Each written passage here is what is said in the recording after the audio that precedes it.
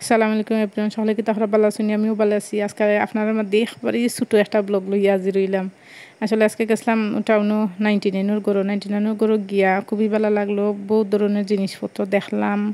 অনেক মানুষের মানে এখন মানুষের এখন শখ থাকে, তাই আমি যে ভ্যারাইটিজ স্টোর জেলা ওলা আর কি উদং করে তোরে ভিডিও করলাম ফাউ আটি আটি ভ্যারাইটিজ স্টোরে জেলা বিভিন্ন ধরনের জিনিসপত্র থাকে। আমার মধ্যে ওলা আমার ভিডিও করা খানির শখ, জিনিসপত্র কিনার শখ, দোকানও হাঁটার শখ।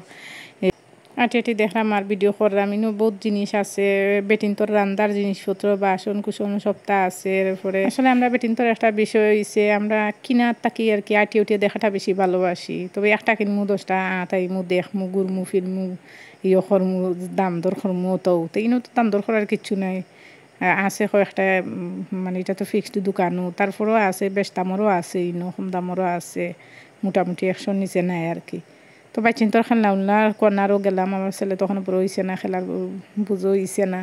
এরপরে গেলাম চামচের কর্নারও গিয়া দেখলাম চামচ উমচ শোপিস ওটা দিকে ভাল লাগলো। মানে আনার মতো অনেক জিনিস আছে ইনো ঘর সাজানো, যারা শৌখিন আর কি ঘর সাজাই তুলে বহুত জিনিস আনতে পারবে। মানে সব শ্রেণীর মানুষরা আর কি এটা দোকান থেকে কেনার মতো সামর্থ্য হইব আর কি।